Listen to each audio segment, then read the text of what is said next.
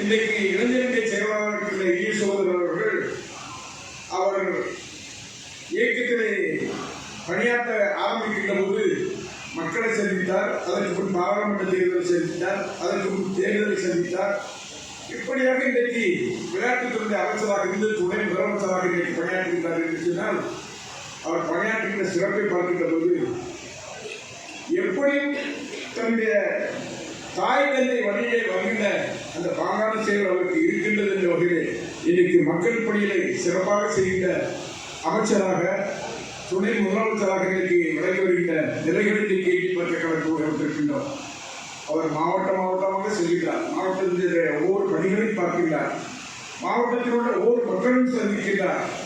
அது மழை வெள்ளமாக இருந்தாலும் சரி, அது புயலாக இருந்தாலும் சரி, அத்தனை பேரிலும் இன்றைக்கு சென்று சந்திக்கின்ற இளம் தலைவராக நம்முடைய துணை முதலமைச்சர் அவர்கள் இன்றைக்கு உலகி வருகின்றார்கள். அவருடைய பிறந்த நாளை இன்றைக்கு உதயம் 19 என்றாலும் 16வது நிகழ்ச்சியாக இன்றைக்கு நடைபெறுகின்றது என்று சொன்னால் இந்த நிகழ்ச்சியை நாங்கள் கலந்து கொண்டிருக்கின்றோம் என்று சொன்னால் அதற்கான வாய்ப்பினை வழங்கிய இளைஞர்களை சேர்ந்தவர்கள், அதுபோல மரியாதைக்குரிய எங்களுடைய இந்து அறநிலையத்துறை அமைச்சர் அவர்கள் அத்தனை பேருக்கு எங்களுடைய மனமார்ந்த வாழ்த்துக்களை சொல்லி இன்றைக்கு குறிப்பாக சொல்ல வேண்டும் என்று சொன்னால் 2026 தமிழகத்தினுடைய முதலமைச்சராக மீண்டும் தமிழகத்தினுடைய முதலமைச்சராக தளபதிதான் வருவார் என்ற நிலை இன்றைக்கு தமிழகத்தில் ஏற்பட்டிருக்கின்றது.